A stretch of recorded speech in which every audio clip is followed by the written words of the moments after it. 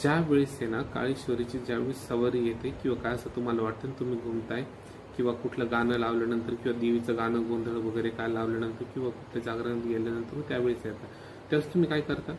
की त्या ठिकाणी तुम्ही घुमताय वगैरे तुमच्या अंगात आलेलं असतं, मग तुम्ही म्हणता की माझ्या अंगात आलं पण मला काय कळलं नाही किंवा मला काही समजलं नाही. कधी पण लक्षात ठेवा, ओरिजिनल जी सवारी असते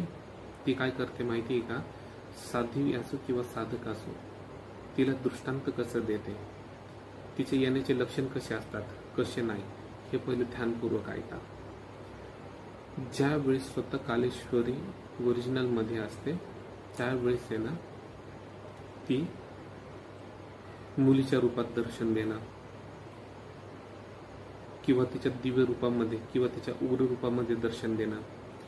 पैंजणाचा आवाज येणं, आपण झोपेत असलो की आपल्याला उठवणं, आपल्याला दृष्टांत देणं, आपल्याला सांगणं, आपल्याशी बोलणं, काय घडणार आहे किंवा काय घडणार नाहीये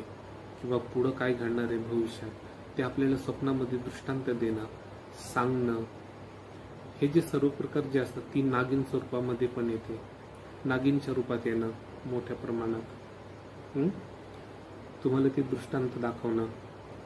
किंवा मैत वगैरे येणं किंवा काय त्याचा तो भाग आहे, त्याचे दोन भेद आहेत, त्याच्यात वेगळं सांगा, पण हे नीट लक्षात घ्या. त्यावेळेस ते साक्षात त्या साधक असो किंवा साध्वी असो